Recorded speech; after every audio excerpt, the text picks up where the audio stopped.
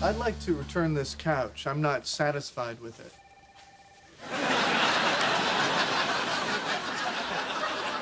You want to return this couch? It's cut in half.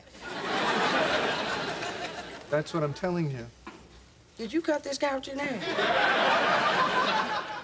It's crazy. It is cut in half. I don't understand.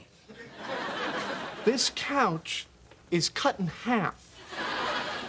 I would like to exchange it for one that is not cut in half. We can't accept it in this condition. Well, I can't accept it in this condition.